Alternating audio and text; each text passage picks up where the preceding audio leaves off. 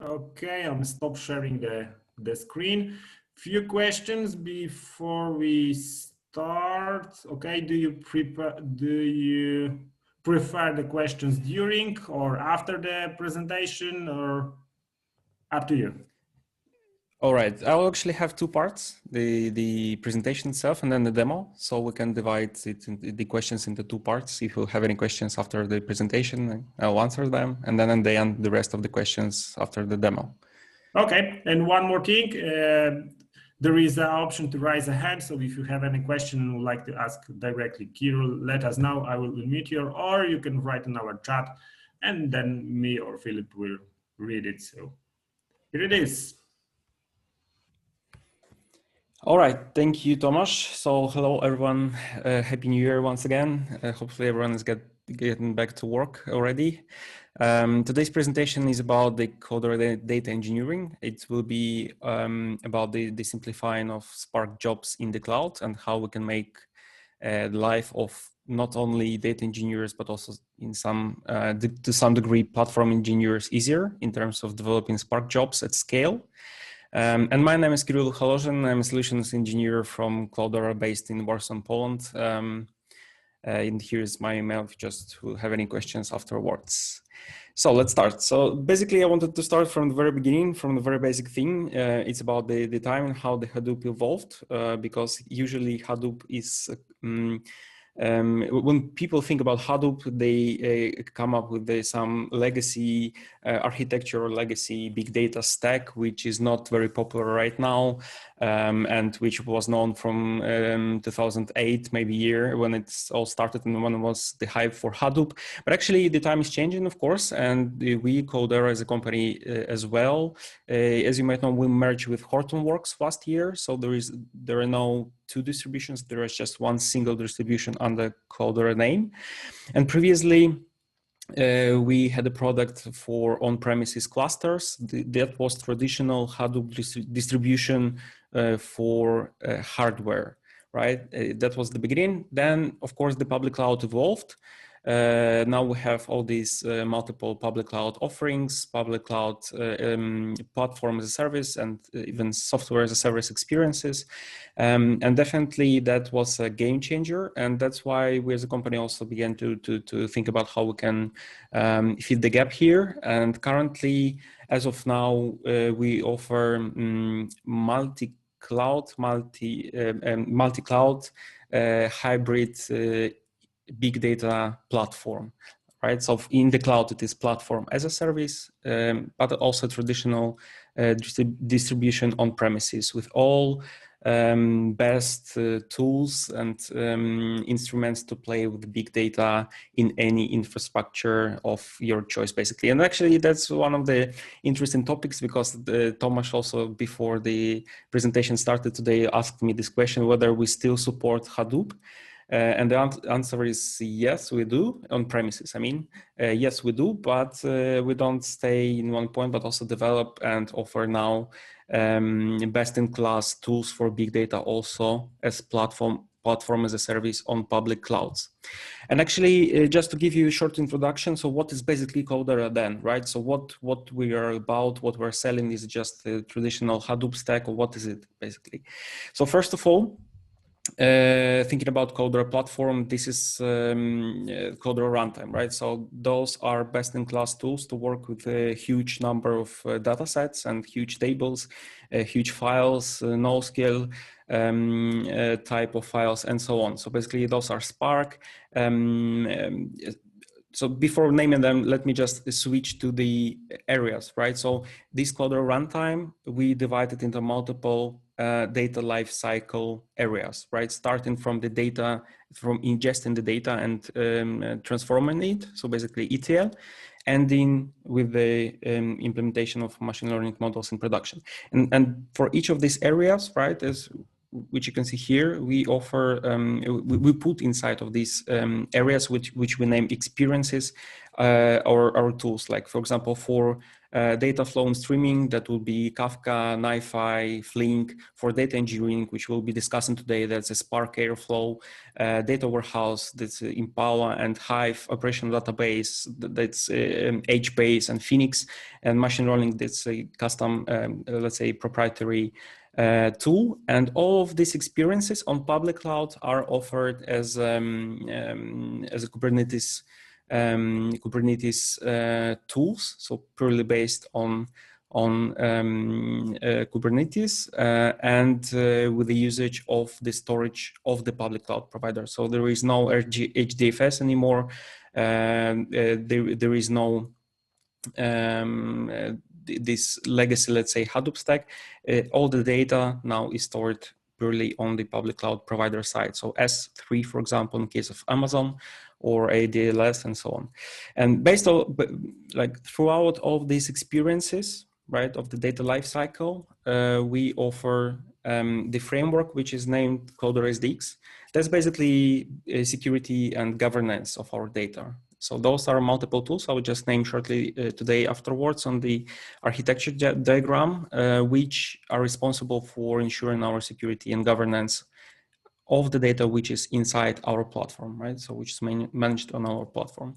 And we offer also, as I already mentioned, multiple environments where the platform can be used, starting from the public clouds. Today we support Amazon, Microsoft, and already Google is in tech preview, through hardware, traditional distributions and deployments.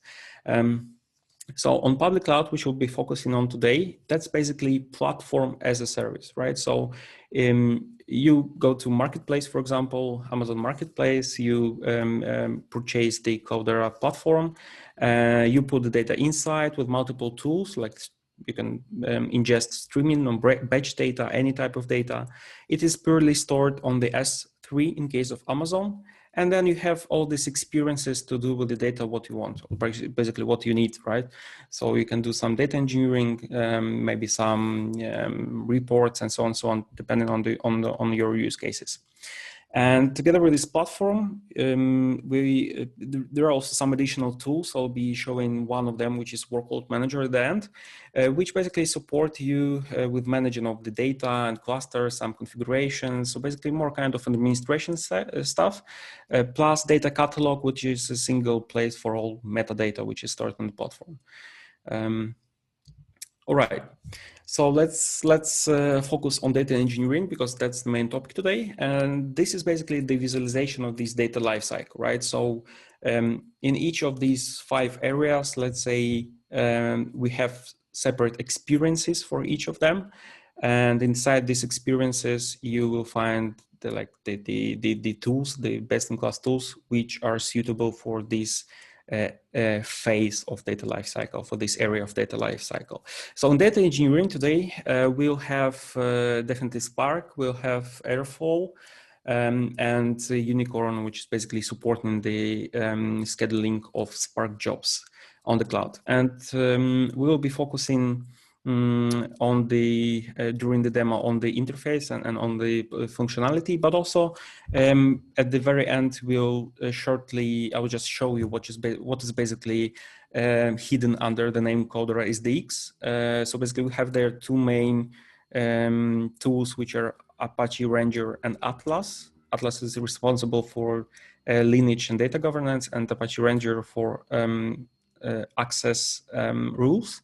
And I will show you basically how at the end, after, for example, you deployed your Spark job, which is creating new data sets, you have the full visualization on the metadata level, just to understand that you, for example, you can pick up any table in the database and see which Spark job created it, or when it was last time updated. So we'll touch it as well. And yeah, so basically speaking about the data engineering, of course, that's one of the main areas, let's say, of any big data platform or any, let's say, data and analytics initiative, right?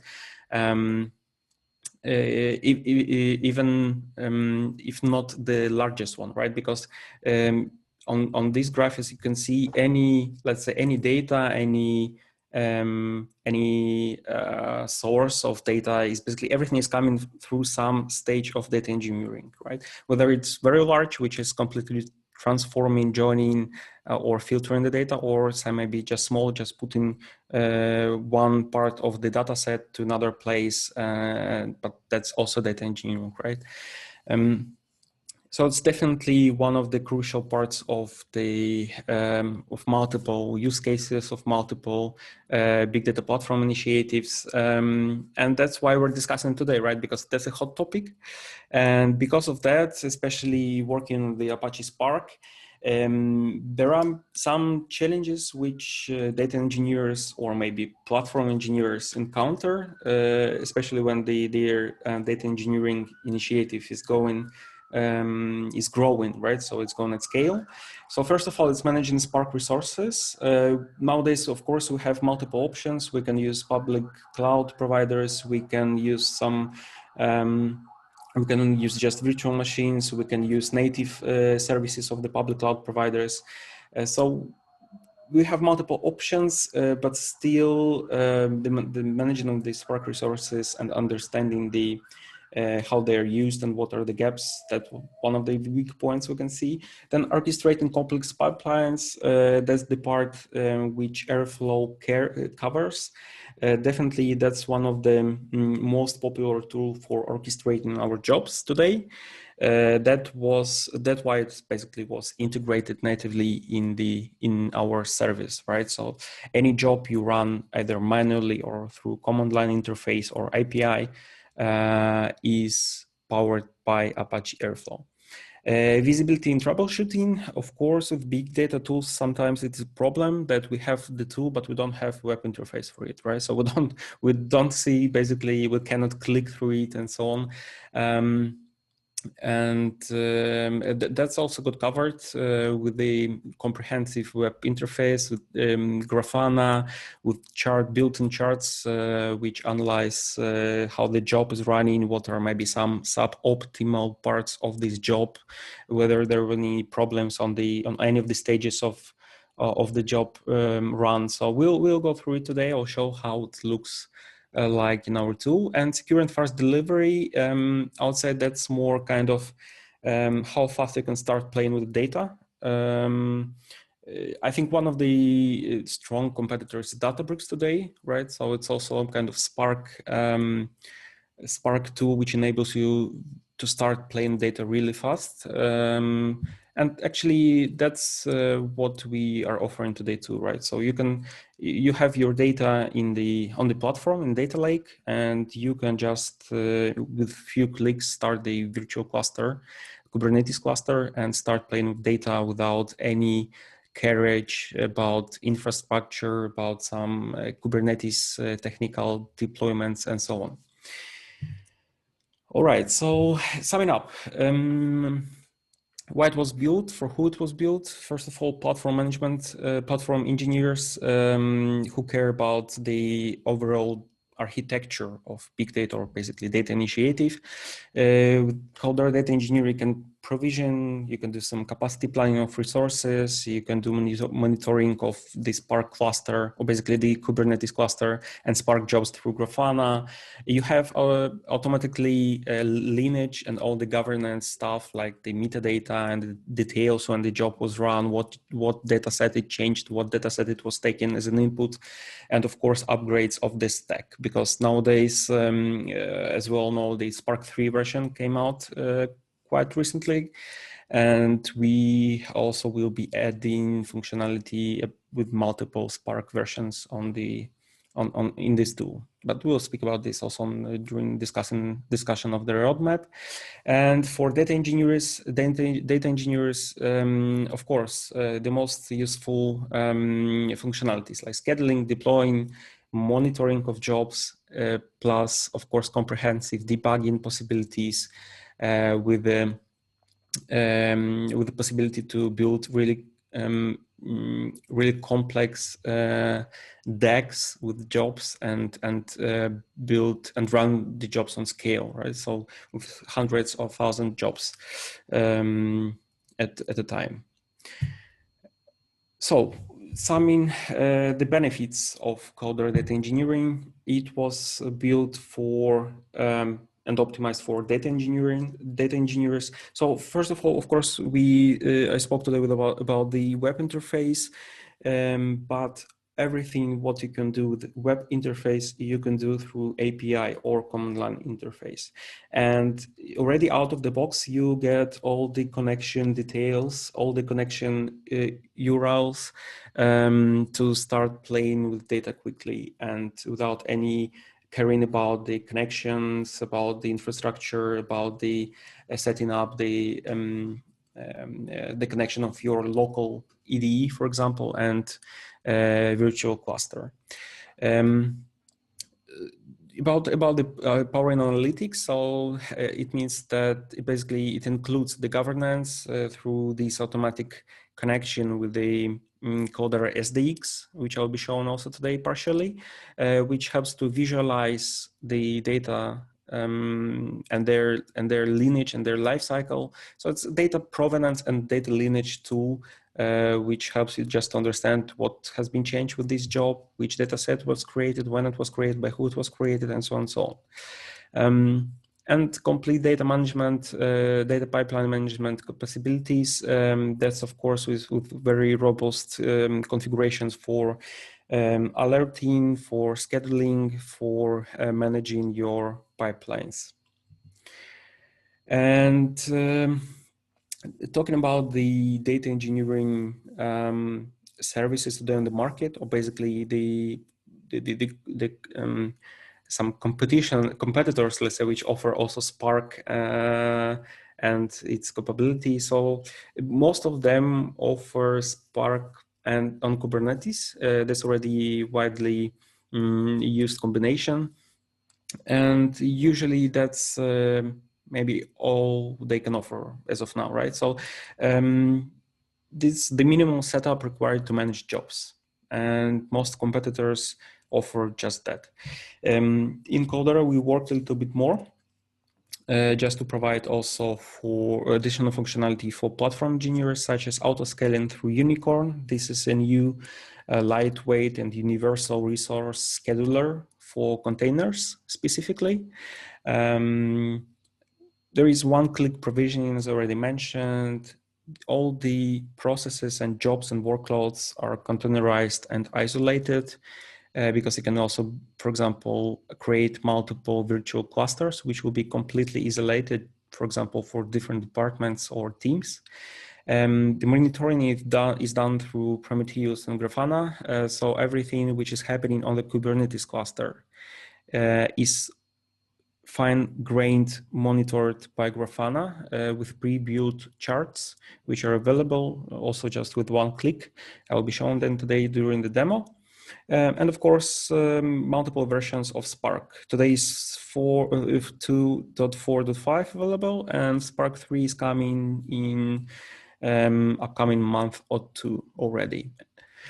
For data engineers, that's of course orchestration with Airflow, which nowadays is not only powered by Airflow, but you can create and run your own custom DEX, which will basically perform all the work, right, which you put there.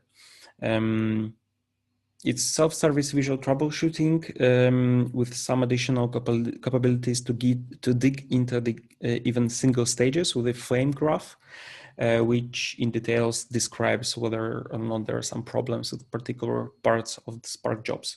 I'll be showing also this all today. Dependency management, of course, natively with the web interface or DEX.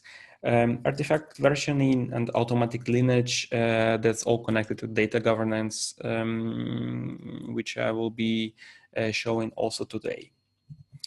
And on top of that, as already mentioned, there is a robust web interface where you can do all this stuff and manage your Spark jobs, but also everything which is possible through web interface you can do either through command line interface or API, which is really easy to use and to set up the connection. And as an additional benefit, already mentioned today, Cloudera SDK. So basically, through which you can manage security access policies, maybe to basically control data provenance and data lineage of your data. And specifically speaking today about the data provenance and lineage, that's more or less how it looks like in reality. So this is the lineage graph, which shows you the Spark job, right, which is in the middle. It shows with yellow the input data files which were used in this job. And with the red files, it shows you the tables in Hive, so basically in database, which were created by this job. And this is very fine granular tool. It's based on Apache Atlas. You can go into the details of each of these table or job and see by who it was run, when it was run, last time updated, and so on, so on. I will also be showing this today during the demo. And already finishing or aiming to finish the presentation part, because I know the demo is the most interesting one rather than slides. The overall architecture, how it looks like. So basically, what is this platform as a service I'm speaking today about?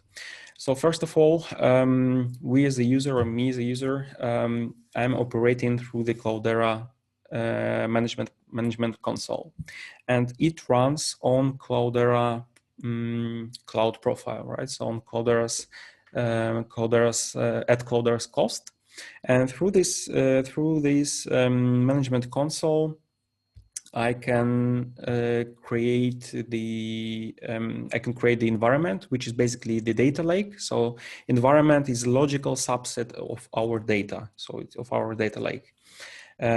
With that, we'll have two services running constantly, so they will be active and running all the time, but they consume a very little part of resources. They're based on virtual machines, and they are basically responsible for, first of all, managing our accounts and our profiles, and the second service, let's say, is responsible for these SDKs, so for security and data governance. And then based on this data lake, which actually uses, as in case of Amazon, S3 storage instead of HDFS traditionally. So we load their data, it's secured, it's controlled, we have all the metadata, we have a secured connection through Kerberos. Then based on this data lake, we can run multiple experiences, which I was mentioning before. In our case, we'll be running Cloudera Data Engineering. We first of all will be enabling the service. So we'll be creating a long-running Kubernetes cluster with some infrastructure services, and then based on this, we'll be able to create multiple virtual clusters. And in this case, virtual clusters can be understood as let's say as a separate environments from maybe multiple teams. If we need to isolate the resources, or if we need to isolate multiple teams, we can create separate virtual clusters for them and allow them to work independently of each other.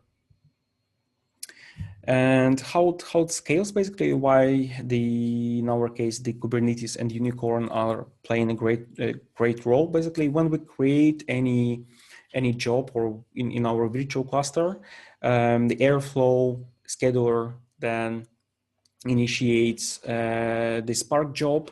And when we're getting more and more Spark jobs, then our virtual cluster can scale up and down depending on the resource consumption. And the scaling up and down is based on the configurations which we create when we set up the virtual cluster. I'll be showing this today on the demo as well. And one of the new things which was not previously available, actually it's now still in technical preview, that's a possibility to run custom Airflow decks.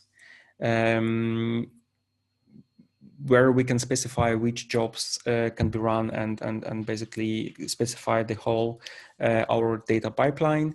We added as a Cloudera two new operators which are able to run jobs on Cloudera Data Engineering experience and Cloudera Data Warehouse. So basically, you can mix SQL and Spark jobs together. So for example, you can create one pipeline with multiple jobs, both with SQL and Spark jobs in one pipeline. So that's now is possible through these custom decks. And already just before the demo, we'll have this is the last slide basically. So what's available today, right? So first of all, we focus on job management possibilities. Now we have the Airflow scheduling with custom decks, plus we have all the possibilities to check, to verify and control the performance of our jobs and do some troubleshooting in case anything pops up. Plus, of course, robust command line interface and API for job management from outside of the web interface. As already mentioned, nowadays Spark 2.4.5 is available.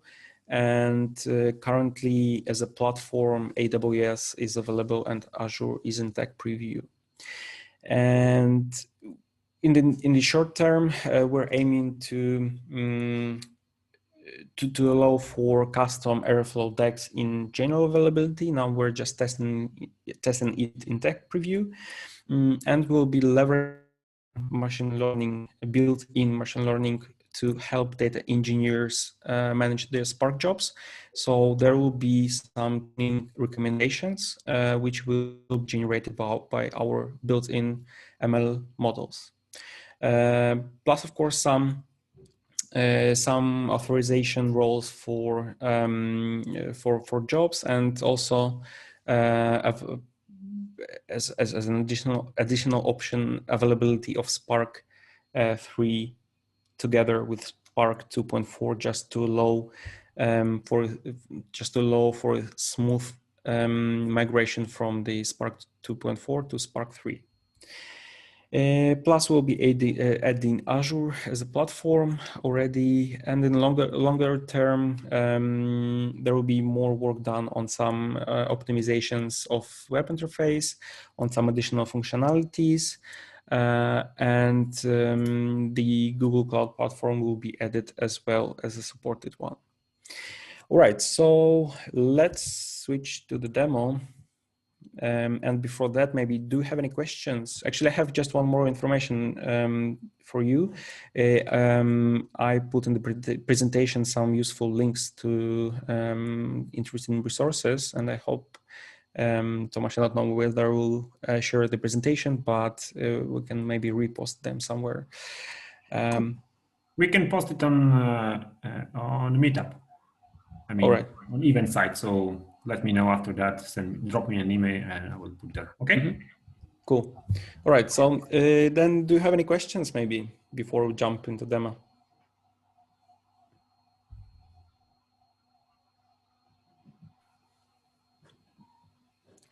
All right. So let's move forward.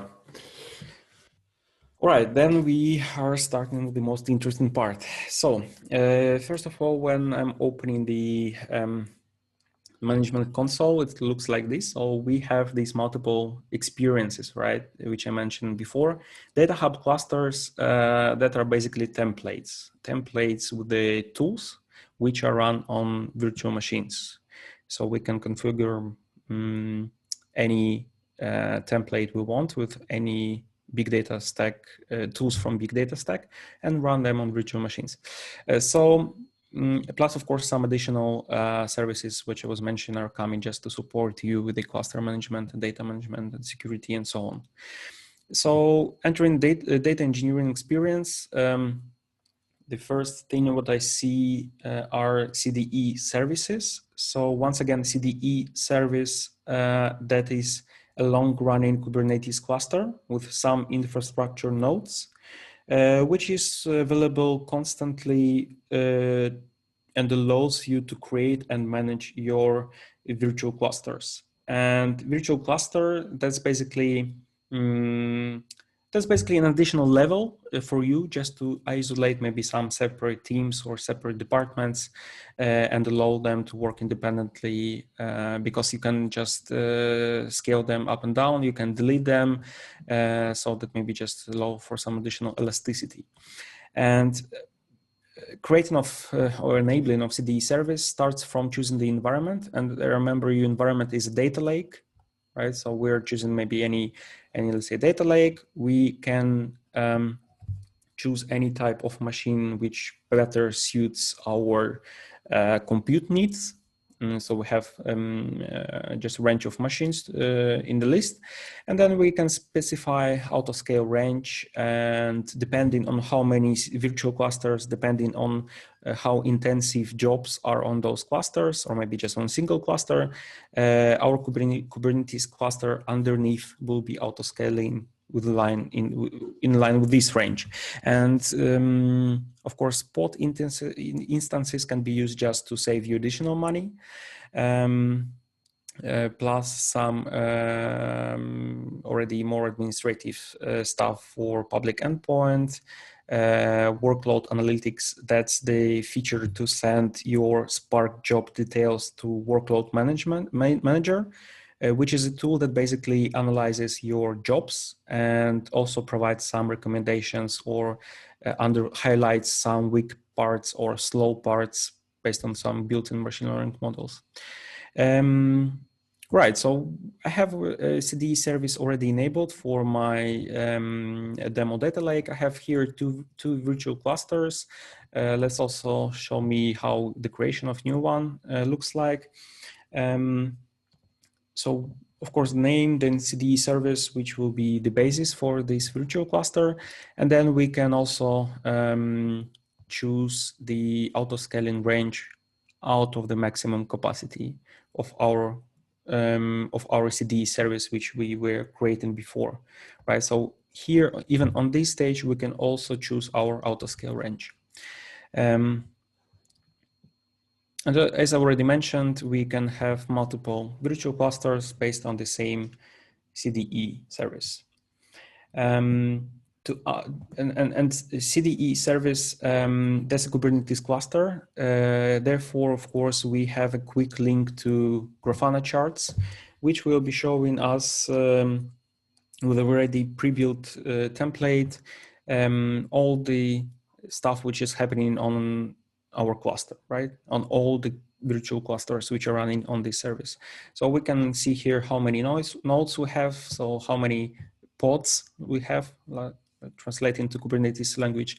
We also have some statistics on these pods. We have some statistics on the jobs which are running or which are scheduled, and general statistics on the job statuses on this cluster. So of course, this, as you might know, the Grafana, it allows you to also do some customization of the charts and basically control your Kubernetes underneath cluster in more details. Right, so we have our virtual cluster, which is called by my name plus workshop. We can see on this graph, which is changing over time, how the resources are consumed. So we can see then when the job is running, have already some scheduled. We have these peaks in the graph. We also see basic statistics of the resources used in this cluster. And we can see these additional numbers which appear. And this is our auto-scaling range, which we selected when creating this virtual cluster. So we can control on a high level what's happening on site. And let's dig into the cluster details tab. This is basically the tab for platform engineers, just to have a quick access to connection links, to documentation, to command line interface tool. So everything here was built for you to quickly start working with data. So you can quickly download command line interface tool, you have all the information how to connect with the API URL, and you have all the quick links like to jobs, Grafana charts, and OP documentation. And these Grafana charts, those are already based on the level of this particularly virtual cluster. So it's an additional, more fine-grained level, plus quick links to our data lake, service. In the charts tab, here we'll see already charts as well, showing the consumption of our basic resources, right? So we can also, that's taken from Grafana, so we can see what is actually happening in this particularly virtual cluster. So I had already some jobs running once in time, so we can see what's happening on today from the very beginning, right? So when I started to prepare when I started testing the jobs for the meetup, you can see that there was more consumption than before. Right. So the last step, which is more interesting for platform engineers, those are basically log details from our Kubernetes cluster. So just in case if there will be any problem with creating of the cluster, everything is discoverable through these logs. And already switching more to data engineering part, there is a second, the second icon here to view jobs. And that's the most interesting tab and screen basically here, right? So first of all, when I'm entering my virtual cluster, I have job runs, so I can exactly see which jobs were run recently and just have full control of what's going on recently here. I have a tab with jobs, right? So as of now, I have just 3 jobs created. One of them is ad hoc, so basically it's not run on a schedule basis. And I have already information that I have 2 scaled jobs which are running once in time. Resources tab, that's something to help you manage your files, right? So your resources. So when you are creating jobs, you can before running or creating job, you can upload your job files here, whether Python or Scala, depending on where in which language you writing this job. So you can create, let's say, folders, right? It's called resources, and put there your files which you want to create job based on which you want to create job. That's very useful when you're, for example, testing multiple versions of your files and creating multiple folders, right? Resources, just to separate maybe some production and test scripts.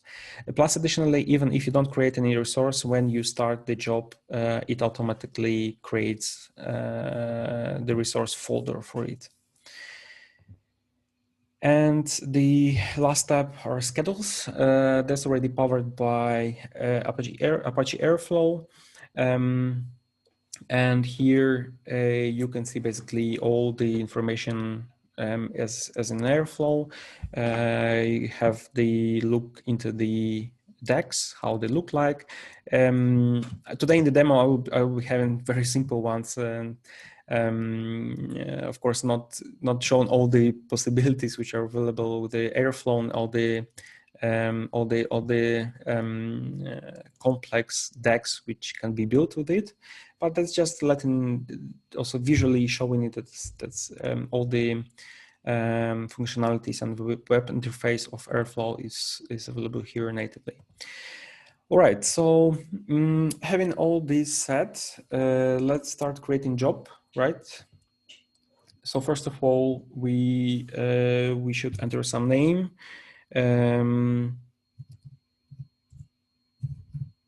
Let's enter some name. We can choose the file dependent on its location. We can upload it from locally, basically from laptop. We can choose it from the resource folder, or we can upload it from the URL. If we're using, for example, some Git repository or any other repository, we can use URL. And then we already have all the bunch of additional configs, like arguments, like some configuration, environmental variables, which might use our file. I will upload mine from the already resources. So I created folder manual scripts just not to lose them, and we'll choose this one, right? Then I'm choosing the Python version, which will be used here. And with advanced options, I can first of all set up the dependencies. I can also manually choose how many resources will be used to complete this job. So I can manually configure them based on our needs, right? Depending on the time when this job should be completed and so on. As of now, I'll leave them. I will leave them unchecked. And scheduling. Scheduling is based on Apache Airflow. So everything I'm doing in the web interface underneath will be managed by Airflow. And here, for example, for this job, I will tell it to run at every hour at 00 and let's say 30 minutes. And in this case, I don't want to use any cron expression because I'm using just the web interface. I am setting up the dates with the end and start and end.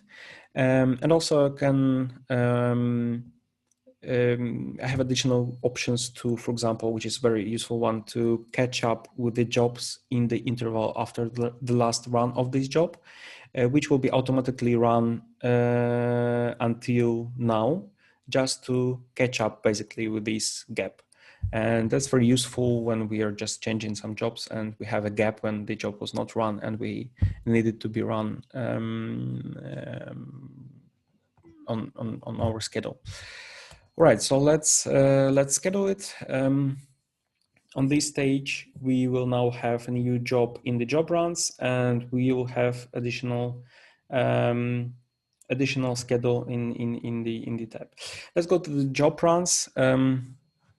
It will because I scheduled it, but it's not our runtime yet. So I will manually just press the action to run it now. I have also, just as I'm here already, plenty of options to manage or change this job. I can reschedule it, remove, clone, and so on, just change the configuration. And because it's not 0 or 30 minutes of the hour, I just run it manually, right? And in the job runs, it already appears and starts to run. It will take some time. I think that's particular job is taking a couple of minutes. I can show you a code of it, but it's pretty simple. It's just operating some data set. Let me maybe show you details how the job runs look inside of the job which has been run already for some time. So this is the job which I set up today in the morning, every half an hour. And going into details, I can see basically my history of job runs, right? So I can see all of them. I can see the chart with the details, how much time it took to run for them. I can see what were the configurations when this job was scheduled. I can see all the logs, both on driver and executor levels, like what was happening inside these jobs. Both standard error and standard outcome. Plus a very interesting tab, that's analysis. And in this case, I can see, as you might know, these Spark jobs, of course, are divided in multiple stages. Inside the stages, we have multiple tasks. So automatically, each job run is analyzed. And with the web interface, you can basically see how our job particularly is performing, right? So which stage how was performing. So we have all the basic statistics. We have all these line charts with the basic usage of our resources, with the information how it was scheduled, and with input output, also statistics in terms of the data written or read. And that's not all. We have also an additional capability to run deep analysis of each stage of this job. It's performing in a separate job also inside the CDE. And it takes a couple of minutes to perform. It will analyze in more details, even in more details, each stage of this job and produce a flame graph for us, which will basically analyze each particularly action of or even task of the stage. And while it's running, just coming to the next step as well, the Spark web interface or user interface. That's traditional one. We have all the information here about the executors, drivers, about our stages, and all the traditional standard information we have in the Spark web interface. Storage, executors, and so on and so on. So that's already available out of the box. While the analysis, this deep analysis is running, as already mentioned, it will take a little bit of time. So just for the sake of our time as well, let's move a little bit further. I will get back to this step when the deep analysis job will finish. And actually, I already see that it has finished. Let me just quickly check it back, whether it's already available, the web interface. It's complete. All right, so when I was showing the details of the stage, right, of each stage of the job, we can now see additional button here, stage analysis. And go into the stage analysis. Actually, in this case, we don't have a flame graph for this particularly stage, but we can just, for matter of presentation, we can maybe pick up some other stage and it's not available here as well. All right, now let me then just present you how it looks like general. So first of all, we have all these basic statistics of the stage. So how many tasks was here, how many input output data was processed by this particular stage. Plus this is a very simple job, right? So we don't have very much information here. But in case of some complex and multitask jobs, multitask stages, obviously this web interface is become crucial for us to understand what's basically happening on each step of our Spark job. So it helps us to understand how it is performing, and based actually on this functionality, we will be building the recommendation feature. So it will provide the possibility not only to fully understand how the job is performing on each of the stages, but also to get some insights and some recommendations how it can be done better. Maybe some stages can be changed or some tasks can be optimized. All right, and coming back to the main window, we can again see the overall statistics for the job itself. In terms of the jobs, I created a job which was scheduled actually, right? So let's quickly create one job which I will need today in the demo, because operating through the web interface, of course, it's a good possibility, but also the most crucial one is operating through the CLI or API. So I'm just choosing another job, which is basically taking the file, does some transformations, and saves it in the table, in the Hive table. So I'm creating it ad hoc without any scheduling. I have just chosen file. I have it in Python 3, and I'm just pressing create and run. With this ad hoc scheduling, it will just run once without any scheduling. And what I'm going to show you, that's basically this feature which is currently in technical preview. That's a possibility to run custom Airflow decks. So I had already one scheduled. It's, as you can see, the type here differs. So all the jobs which were run from the web interface or CLI, they all had the type Spark, but the only one has the type Airflow. And it means that instead of specifying job by job and scheduling them independently, I submitted an Airflow, custom Airflow deck, which in this case, unfortunately, has just one job to perform. So it's a pretty simple one, but which I just submitted through the command line interface. And with this functionality, I can basically orchestrate and create any complex pipeline structures I want to, right? So having custom decks opens you all the possibilities to realize the power of Airflow here and create any custom pipelines you want.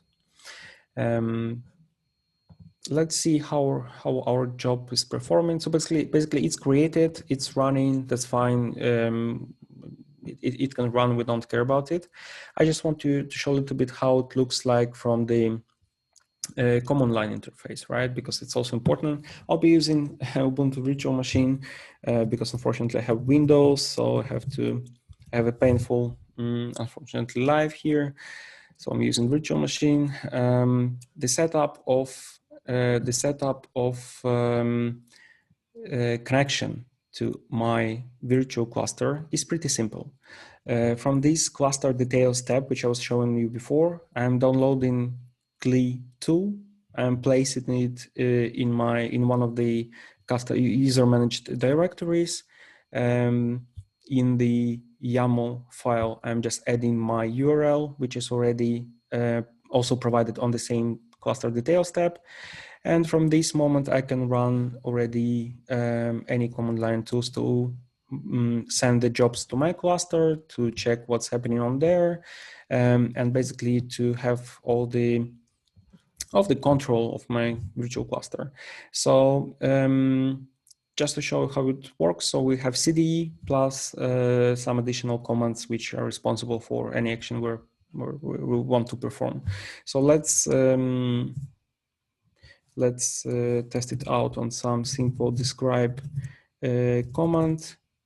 I'm using my workload password, which I'm setting up on my user profile of the Cloudera data platform, and that basically the simple click command just returned me my details about the job under ID number 9 with some unfortunately details that was failed, right? So we tested that it's working, the connection is fine, and using this command line interface, we can basically send the jobs. So again, it's pretty simple. The language is understandable by humans. So cd spark submit the configuration that we are using Python 3, and plus the file which is available here in my home directory, right? So this is a Python file which simply takes the file from S3, does some manipulations, some transformations, and puts the data into the table. That's pretty simple ETL job, right? So I submitted my job. Again, it's an ad hoc job, so it's without any scheduling, just submitting it manually one time, and it should run just one time. It takes just a few seconds to have it running on the cluster, and then we'll have all the details, so all the information behind execution of this job in our command line interface. We can also hide these details if, of course, we don't want to see them here. So as you can see, the job has started. So now we can see the logs plus the output of the file if we had some print statements there, for example, right? So just it takes a few. It's very simple job, so it takes a few seconds, if not minutes, or if not seconds. So let's quickly get back to the web interface. So as you can see here, our job ID number 105 appeared in the web interface. The job run, the status is that it's starting, it's running. It received the custom name because I didn't submit any, I didn't provide any name of the job, so it auto created it. And we can see also that configuration and schedule are basically not used because that was just pretty manual job to be run just once. In the jobs, on the jobs page, we can see that the job under the name, under this name, oh, sorry, not under this name, because we created this manually, we created this job manually. So we have this in the job run only, and that's already completed, right? So we have this job, and to see also how the custom decks can be submitted, I have prepared here a very simple deck in Airflow, which utilizes just one operator from Cloudera. So it's the operator to run CDE jobs here. And basically it's running my manual job, which I created through the web interface. It's creating it, it's running it every 5 minutes. So we have manual job, which was run just once. It was created through the web interface. And now we want this job to be run every 5 minutes. And we, instead of scheduling or changing anything in the job itself, we can submit custom deck, which will basically power and schedule our the run of our job, right? So in this case, we're taking this more Airflow approach and utilizing the power of Airflow and custom decks to manage our job, which didn't have any scheduling when it was created. So let's submit this deck to our data engineering cluster. So again, what the first thing which should be done, that's uploading to the resources, for example, because we can use the file directly from the locally from computer, for example, laptop, or we can upload it to the resources, to the resource folder. So in this case, for example, I can use the example Airflow deck resource folder, which in my case, it was created before, but of course we can create the resource folders through the CLI as well. And we're just putting the file, which is in home directory, so there is no a long path to it, just to put it there on our Kubernetes cluster in the folder, just to be used later on, right? So we can do it, and we can then run this. We can use this file, which is already present in our resources folder, and create the job, which is named CDE decks, which has type Airflow. So it should be a deck, an Airflow file with a deck, which we specify here, and then we're mounting our resource folder. So we put the file in this resource folder, and we are mounting it. So basically, we're just telling our Kubernetes engine to take the file from the resource folder. All right, so we're creating this job.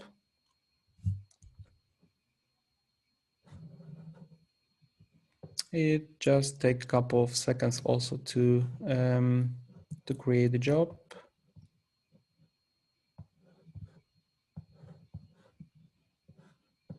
All right, and let's get back to the web interface. So first of all, in the resources, right, we had this folder, and we have this Python file which we uploaded, and in the jobs we have a new job of type Airflow, which is named CDE-Decks, and which is scheduled to run every 5 minutes. I was testing just performance of this job before, so I have already history, but if this would be a new job, you can see that they basically just started to run, because in the Airflow deck file, we put a command to run the job when it's created. So it's run initially out of schedule, just when the job is created, but then it will run just every 5 minutes. And in terms of how it looks like on the Airflow side, as you can see, we can now see a new deck, which is CD deck, which we just created through the CLI. And we can see all the basically standard information from Airflow side about the multiple tasks, about the general basically graph. It's like, as I said, it's pretty simple deck in our case, just one job, but having this capability to build custom or submit custom decks, we can really leverage the full power of Airflow here and build very comprehensive and complex jobs here. Plus we have, of course, all these multiple it's still running, so we don't have here data. We have here information yet, so we will see here all the details and information once this job will run a couple of times. All right. In terms of Cloudera SDX framework, which I was speaking today before, let's take one of the jobs. That one was created and scheduled today in the first part of the day. It has 18 runs. It was performing once half an hour. And after going to the latest job ID, so after selecting the latest, for example, job ID, we have here a link to Atlas. And as already mentioned, Atlas is the data provenance, data lineage tool. With this link, it automatically takes us to this tool. Plus, also, we have already pre-populated search query, which basically shows us this job particularly, which I was looking at here. So let's dig into details. This is the instance of the Spark process, right? So this is the purely Spark job itself. And here we have some technical properties. We can see the user basically who initiated this job. We can see the input files is already told us a CSV file, which is then converted into the long data table in the Hive data warehouse. Plus, we also have some additional technical details here. And the most interesting thing is basically the lineage, right? So here on the lineage, let me just zoom in. We have the input file, which is stored on S3 as a CSV, right? So we already have here all the information, which is then processed by my CDE job, which I was showing you before. And on the output, we have already a table in the data warehouse in Hive. So we can run queries to it, and we can basically see it on the from the data warehousing perspective. So just simply showing what's the data in there. I opened the web interface for running SQL queries, and I can see that basically this table exists and what the data resides there in this long data table. All right. So getting back to Atlas, that's not all. One of the interesting things also, if we look for the table, so particularly this table, let me just delete this query. I show all tables. Switching to the basic search panel, actually, we can have more basic search filters. Let me just search for Hive table quickly, just to show you also interesting thing. We delete this search by text custom query. We'll have now all Hive tables to which I have access to. As you can see, 3 tables were created by my CDE jobs in this case, but let's pick up one. That's the long table, and see the lineage of this table, so how it was created. Just give it a few seconds to load up. So we have all the details similar to CDE job. So we have all the table details, and on the lineage tab, which I was wanted to show you, we have already quite an interesting graph, right? So I had multiple jobs here, CDE jobs, which were doing the same thing. So they were taking the file and putting the data into the loan data table. And I can see here all the Spark and Hive jobs. Like there is a small, if I will zoom in, you'll see a Apache Spark icon. So this particular process is a Spark job, which took our CSV file from S3, processes, and put it into the Hive table. So this is what is basically partially Cloudera SDX, right? And data lineage. So you can see all the dependencies and lineage. All right. I think from my side, I showed you all these interesting stuff which I prepared for you.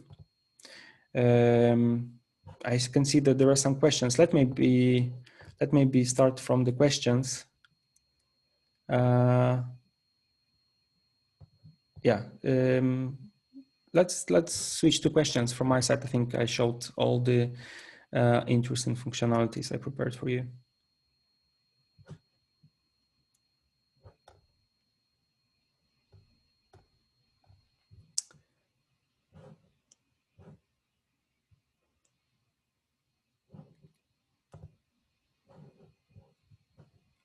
Tomasz, will you moderate the question and answers, or we'll just see whether someone raises hand? I don't see anyone yet. Okay, so or maybe on the chat there were some questions. Sorry. Yeah, the first question: is there an API to create virtual cluster or submit jobs there, like in-house EMR? Mm-hmm. Yes, absolutely, yes. There is a comprehensive also API and command line interface to operate with all the virtual clusters and all the basically experiences. So through API, you can create a new virtual cluster and start submitting jobs there. Mm-hmm. Okay, how do the jobs look like from the programming point of view? Could you show any jobs code? How does it connect it to the data? What is the return of ID, etc.? Mm-hmm. Yeah, absolutely. So, sure. Let's see at one of the jobs I run. Let me just open my Ubuntu virtual machine. So from the programming perspective, we don't have kind of EDE there, right? So it's just a purely compute engine, let's say, right, with some scheduling and web interface possibilities. But the development of jobs, there are multiple options. The first option is that you can do it locally. So you can set up your EDE, write jobs in Spark or in Spark in Python or Scala, and then through the API or CLI just submit these jobs to the cluster and test whether everything is fine, right? That's the first option. The second option is that as a part of machine learning experience, we have there a built-in EDE. So you can either use it there if you don't want to use it locally, or develop jobs locally on your laptop. So there are options. There are options how to develop them. In terms of the code which I was using today, let's take this one for example. In terms of the code, that was not very much scope of today's presentation, but therefore the code will be pretty simple, right? So we're initiating the Spark session. We are taking the input file which lays in S3 of our data lake. We're just taking whether everything, whether all the tables and technical configuration allows us to create the tables. And then we are reading this data to our Spark from the file. And then we're already performing multiple very simple changes to the data, just doing some replacement in the records and doing some filtering with it. And then after we do all these manipulations with our data frame, we're creating the database if it exists, right? We're inserting then the data into the table at the end. So there is nothing special actually in the code itself. It's more just to show how generally this compute engine works, right? So, so it's a pretty simple job. Okay, the next question.